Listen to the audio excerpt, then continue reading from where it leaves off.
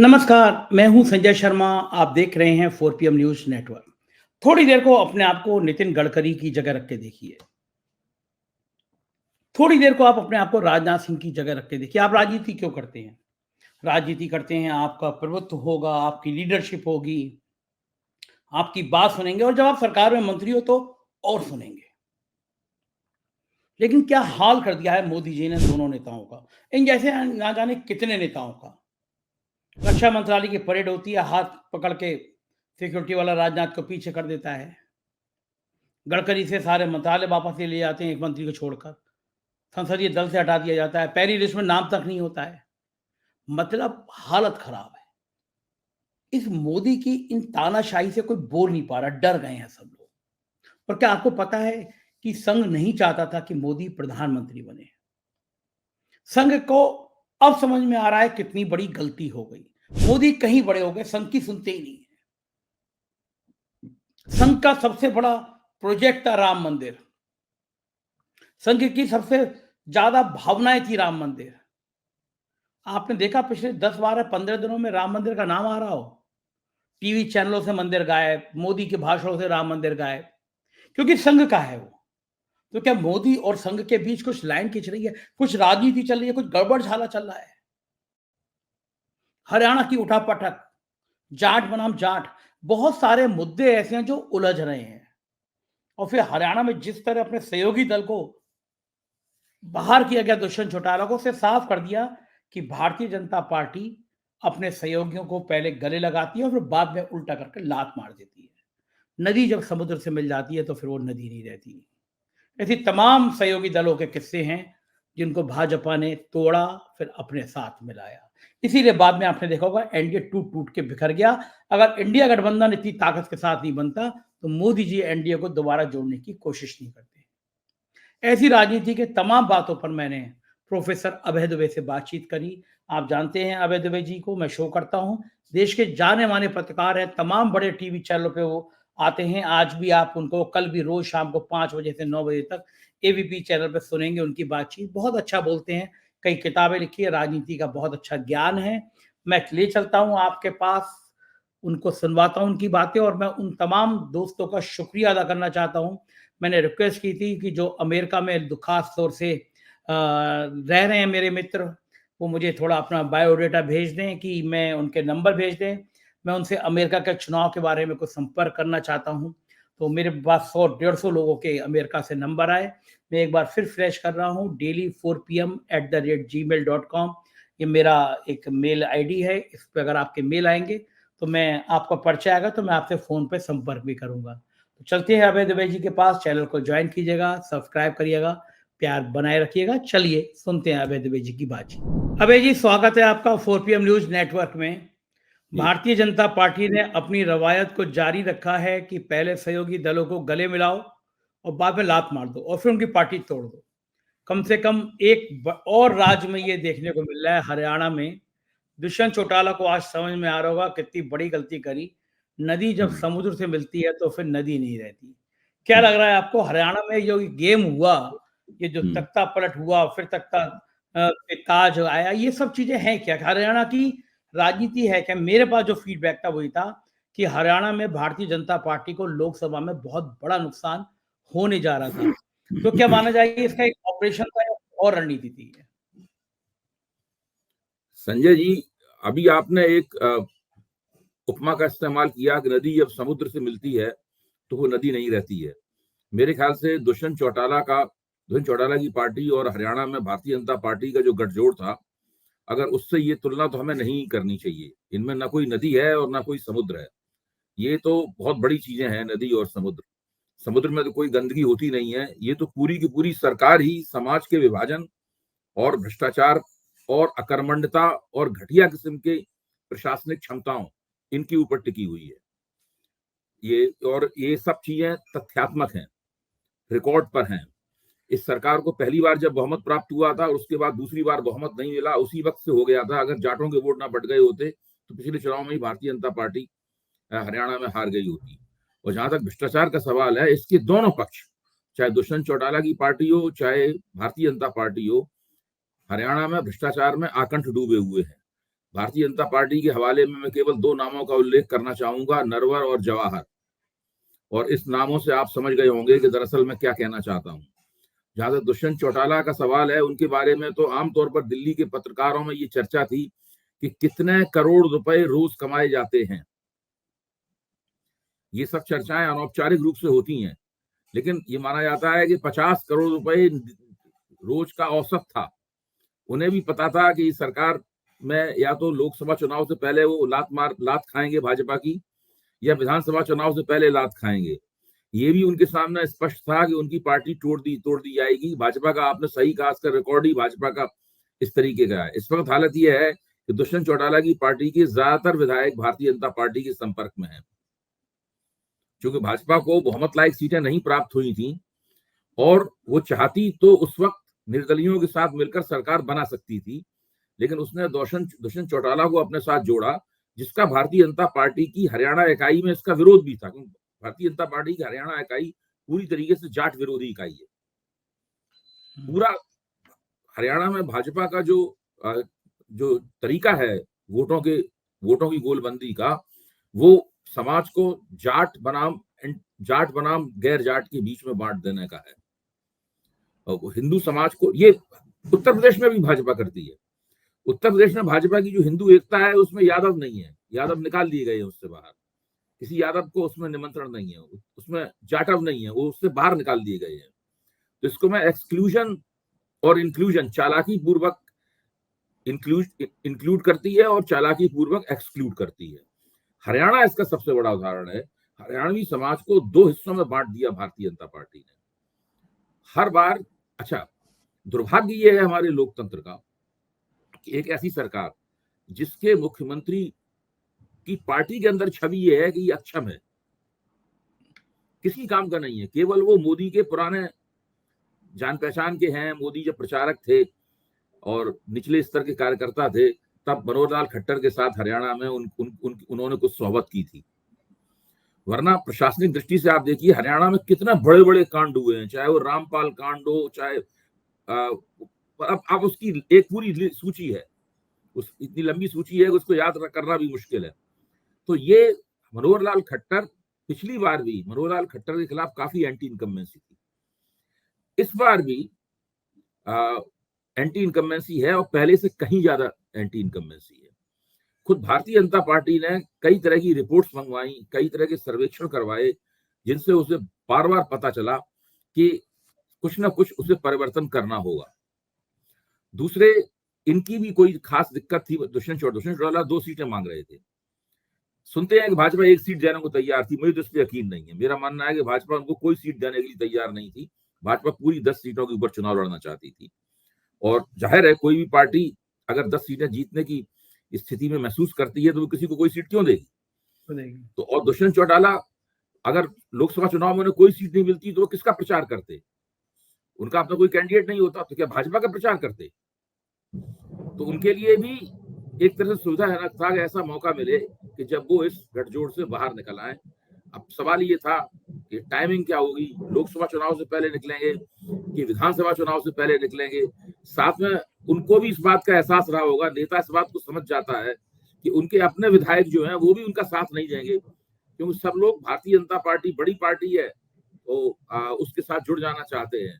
तो हरियाणा की राजनीति, भारतीय लोकतंत्र के जो बुरे से बुरे पक्ष हैं, यानी भारतीय लोकतंत्र की जितनी भी गंदगी हो सकती है, वो सारी गंदगी आपको हरियाणा की राजनीति में मिलेगी और इस मौजूदा राजनीति में मिलेगी। लेकिन ये जो है भारतीय जनता पार्टी को पता नहीं था। अभी मैं कुछ देर पहले लाइव कर रहा था किसान नेता पुष्पेंद्र जी के पास, वो बता रहे थे कि बुलंदशहर के रहने वाले नरवर एक छोटे से स्कूटर पे चला करते थे। हरियाणा में उन्होंने इतना बड़ा कारोबार फैलाया और अमित शाह जी के करीबी थे वो, कि आज लोग बताते हैं उनके हेलीकॉप्टर है, हजारों करोड़ के आदमी है। ऐसी जवाहर छोटे से प्रॉपर्टी का काम करते थे, हजारों करोड़ के आदमी। ये जो भ्रष्टाचार हरियाणा में हुआ, लूट हुई है जो 5-7 सालों में हरियाणा में, क्या ये बीजेपी को ये नहीं लगता ये डेंट करेगा? ये छवि खराब हो रही है। एक हरियाणा में लोग लगे हुए, इंडस्ट्री लगी हुई है, वहां एक के बाद एक करप्शन। बीजेपी को डर नहीं लगता ये मैसेज खराब हो रहा होगा? ये डेंट तो पिछली बार भी भाजपा की हालत ठीक नहीं थी। लेकिन पिछली बार समाज को जाट और गैर जाट में बांट देने के बावजूद भी भारतीय जनता पार्टी बहुमत कहां प्राप्त कर पाई थी। कांग्रेस ने एक गलती और की थी, कांग्रेस ने भूपेंद्र सिंह हुड्डा को हरियाणा का चार्ज देने में देर कर दी। और शुरू में कांग्रेस में हमेशा अनिर्णय की स्थिति रहती है तमाम सवालों के ऊपर। आलाकमान किसी भी नेता को पूरी तरह से एक तरफा चार्ज नहीं देना चाहता, उसमें बहुत हीला हवाला होता है उसके अंदर। इस स्थिति के कारण भूपेंद्र सिंह हुड्डा को देर में चार्ज मिला। जब उन्हें चार्ज मिला तो उन्होंने कमान संभाली, उन्होंने ठीक से नियोजन किया अपनी राजनीतिक शक्तियों का, पूरी व्यवस्था की, और भारतीय जनता पार्टी को एक तरह से उन्होंने हार की स्थिति में पहुंचा दिया था। लेकिन जो चौटाला परिवार है, मतलब जो जाट वोट है हरियाणा का, जो वो बट गया।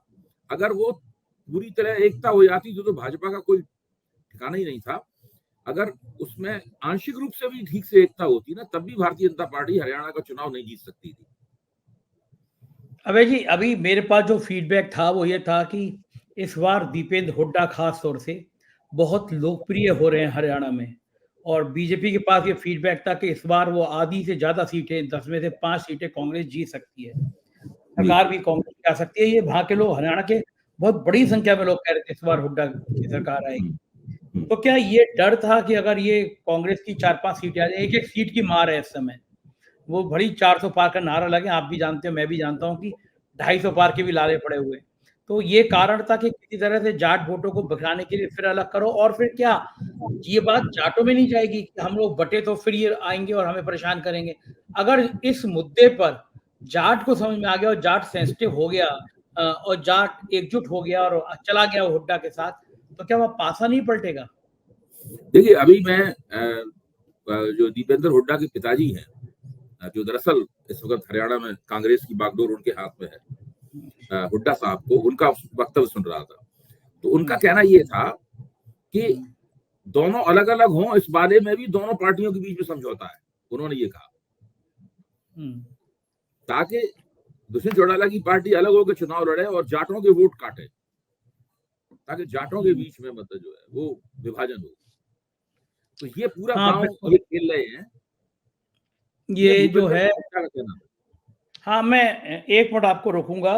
मैं अपनी टीम से कहूंगा कि वो वीडियो 3 महीने पहले का दीपेंद्र हुड्डा का वीडियो लगाएं, जिसमें 3 महीने पहले दीपेंद्र हुड्डा कह रहे हैं कि ये एक साजिश है, इसी तरह ये अलग करेंगे। मतलब जो आज हुआ, ये दीपेंद्र हुड्डा 3 महीने पहले कह रहे हैं। वो वीडियो जरा सुनवाइए दर्शक। बीजेपी के साथ जो जेजेपी का समझौता था, वो एक और समझौता हो गया, भ्रष्टाचार का जो समझौता तोड़ने का भी समझौता हो गया है। ये मेरी बात को समझ के अपने दिल में रखना। समझौता तोड़ेंगे बीजेपी के इशारे पे, आपके बीच में आएंगे। कांग्रेस की वोट में कौन ज्यादा सेंध मारेगा, अभय सिंह ज्यादा मारेंगे या दुष्यंत चौटाला ज्यादा मारेंगे, इस बात की बीजेपी के इशारे से, उनके इशारों पर इस तरह की राजनीति हरियाणा में करने का काम करेंगे। चक्रव्यूह रचा जाएगा, प्रदेश में परिवर्तन को रोकने के लिए चक्रव्यूह रचा जाएगा। पिछले बार तो आप भी नादान थे, हम भी नादान हैं, अब आप भी समझ चुके हो, हम भी समझ चुके हैं।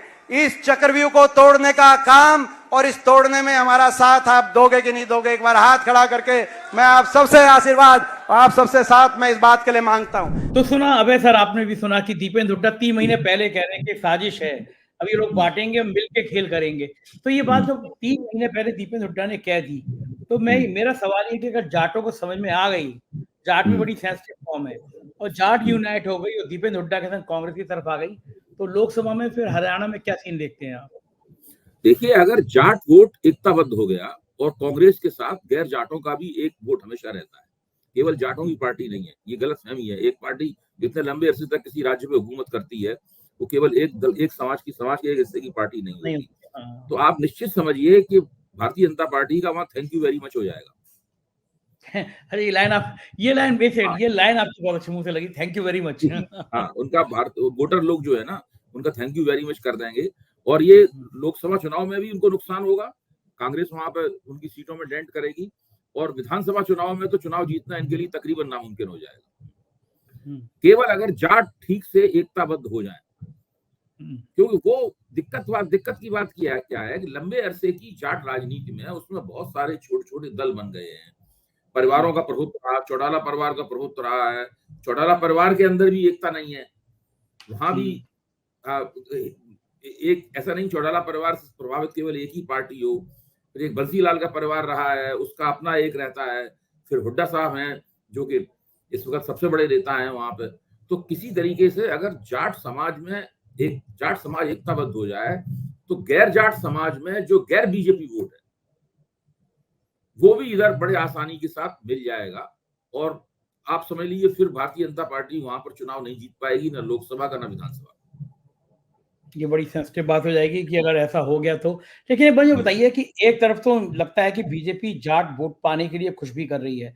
वो जयंत को तोड़ती है उत्तर प्रदेश में, वो उपराष्ट्रपति को ऐसा महिमा मंडित करती है, उपराष्ट्रपति से कहलवाती है मैं जाट हूँ, मैं पिछड़ा हूँ, इसलिए मेरे संग कमेंट हो रहे हैं, और ये मैसेज देने की कोशिश करती है। वो यूपी का प्रदेश अध्यक्ष जाट बनाती है। तो एक तरफ तो वो जाट को वोटों को लेने के लिए उत्तर प्रदेश में और बाकी कोशिश कर रही है, और हरियाणा में वो जाटों को हे दृष्टि से देख रही है कि जाट के।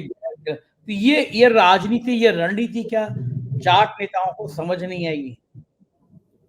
असल में इसमें इसके पीछे एक कारण ये है कि हरियाणा के जाट और पश्चिमी उत्तर प्रदेश के जाट, राजस्थान के जाट और पंजाब के जाट ये बिल्कुल अलग अलग हैं आपस में। कहने के लिए ये जाट हैं, अगर दो एक साथ मिलकर बैठेंगे तो इनकी भाषा भी अलग अलग है, इनकी संस्कृति भी बिल्कुल अलग अलग है।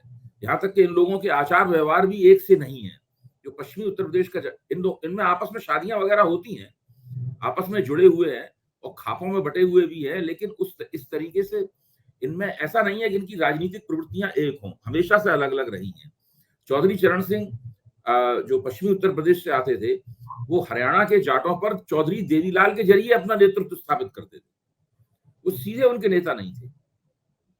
और हम जानते हैं कि राजस्थान के जाट बहुत बड़े पैमाने पर चौधरी चरण सिंह के बहुत बड़े नेता हो जाने के बावजूद भी राजस्थान के जाट कांग्रेस के सपोर्टर, कांग्रेस के समर्थक थे।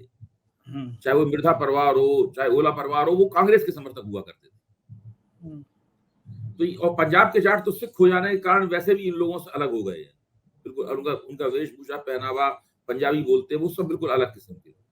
तो भारतीय जनता पार्टी बहुत आराम के साथ पश्चिमी उत्तर प्रदेश में अलग जाट राजनीति कर सकती है, हरियाणा में अलग जाट राजनीति कर सकती है और राजस्थान में अलग जाट राजनीति कर सकती है। इतनी कोशिशें करने के बावजूद भी भाजपा को अभी तक ये विश्वास नहीं है कि पश्चिमी उत्तर प्रदेश के जाट पूरी तरीके से उसके पक्ष में चले जाएंगे।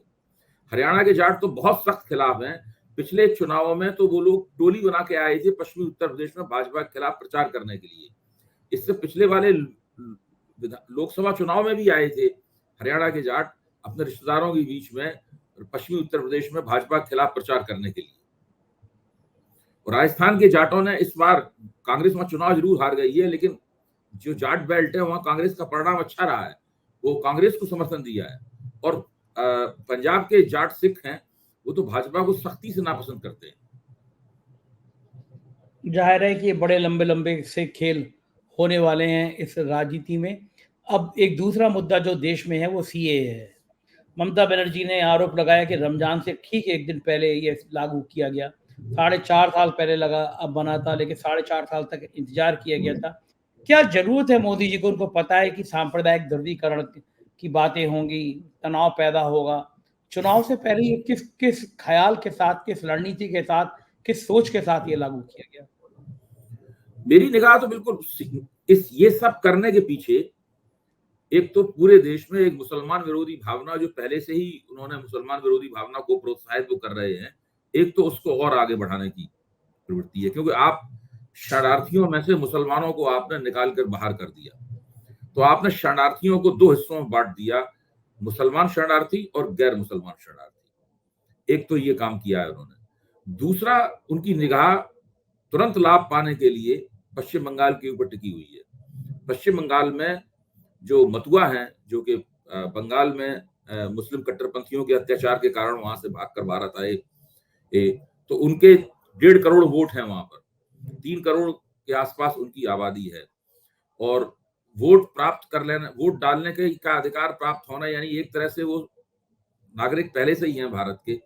लेकिन उनको लगता है कहीं कि अगर हमें सीएए के तहत हमें नागरिकता का सर्टिफिकेट मिल जाएगा दोबारा, तो दोबारा उनको कोई उनके वोट खारिज नहीं होंगे, या जो रह गए हैं जिनको वोट का अधिकार नहीं मिलेगा उनको भी वोट का अधिकार हो जाएगा। तो भारतीय जनता पार्टी शुरू से ही उनके ऊपर फोकस कर रही है। उनके ऊपर फोकस करने से क्या होता है कि करीब 40 के करीब विधानसभा सीटें और 4 या 5 लोकसभा सीटों पर भारतीय जनता पार्टी को जीतने में उनकी वजह से आसानी होती है। तो पूरा का पूरा खेल उन मतुआ वोटरों के लिए है और सारे देश में एक मुसलमान विरोधी हवा को लगातार बहाते रहने का जो भारतीय जनता पार्टी का आग्रह है उसके साथ है।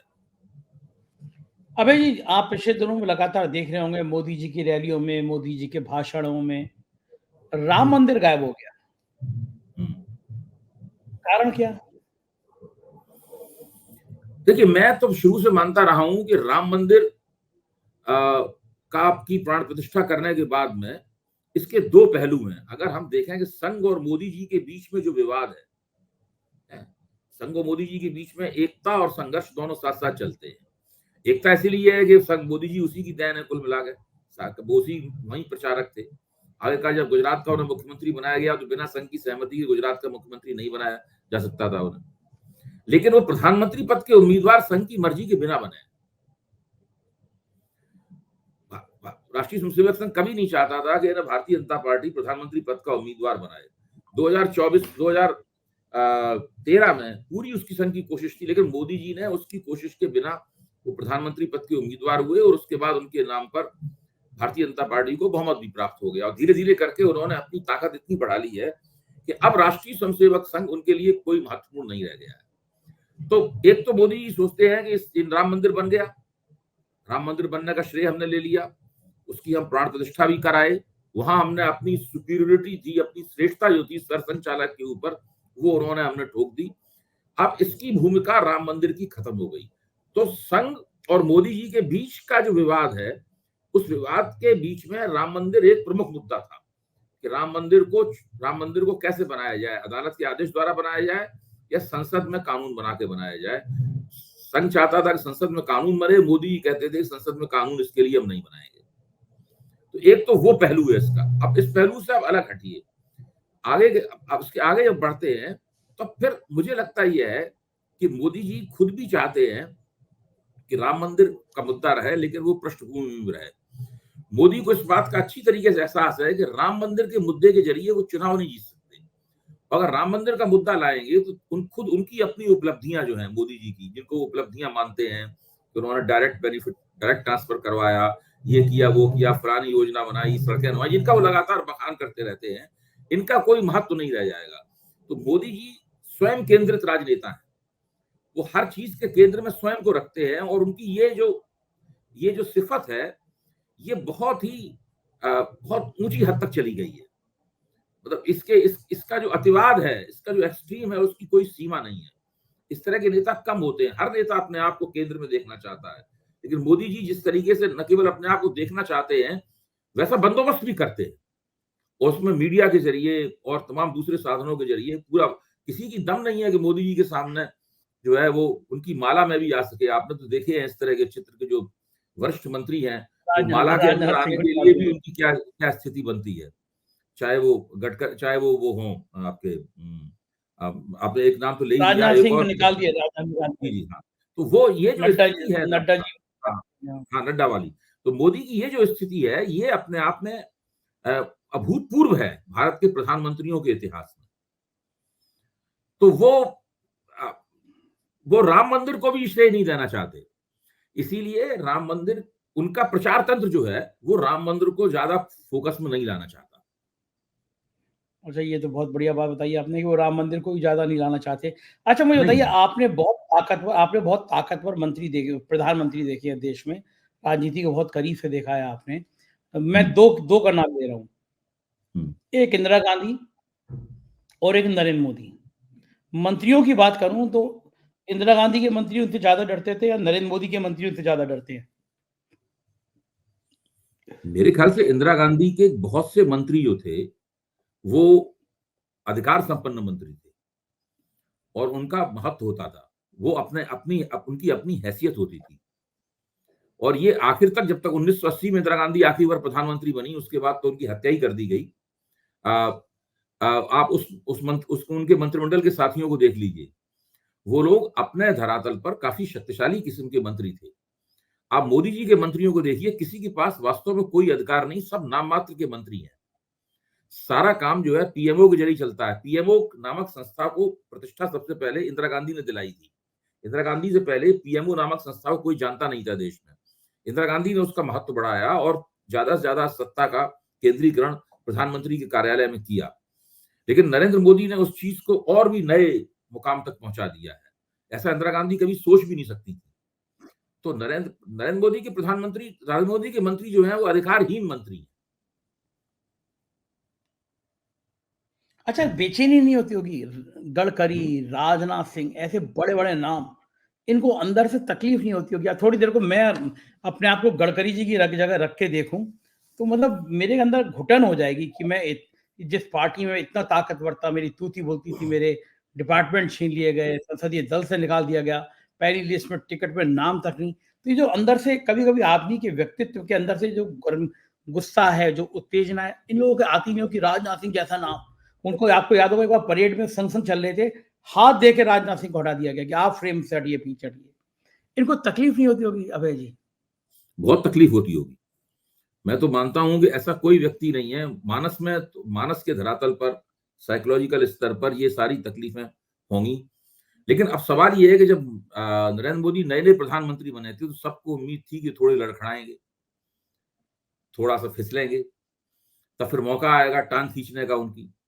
सब लोग इसके लिए तैयार बैठे थे। निजी बातचीत में आप गडकरी जी से जो पत्रकार मिलने जाते थे, गडकरी निजी बातचीत में क्या क्या कहते थे उसको मैं यहाँ प्रसारणीय रूप से नहीं कह सकता, क्यों गडकरी जी की जो अपनी भाषा शैली है, व्यक्ति शैली है, वो अलग तरह की है। तो वो सब होता था। लेकिन धीरे धीरे नरेंद्र मोदी ने भारतीय जनता पार्टी के अंदर और सरकार में अपनी स्थिति उत्तरोत्तर मजबूत कर ली, और इतनी ज्यादा मजबूत कर ली कि अब ये लोग उनका विरोध करने की स्थिति में नहीं रह गए हैं। इसीलिए भाजपा के आप प्रवक्ताओं से अलग चाय के दौरान बातचीत करें, तो टीवी में ब्रेक होता है, तो वो लोग कहते हैं कि कंट्रोल और कैप्चर करने की जो क्षमता इन लोगों में है, कहते हैं सीसी है, मतलब कंट्रोल एंड कैप्चर। जो कंट्रोल और कैप्चर करने की इन लोगों में क्षमता है, हर चीज को, हर संस्था को। सबसे पहले उन्होंने बीजेपी को कंट्रोल और कैप्चर किया, उसके जरिए इन्होंने वो शक्ति प्राप्त की जिससे वो पूरे लोकतंत्र की सभी संस्थाओं को कंट्रोल और कैप्चर कर सके।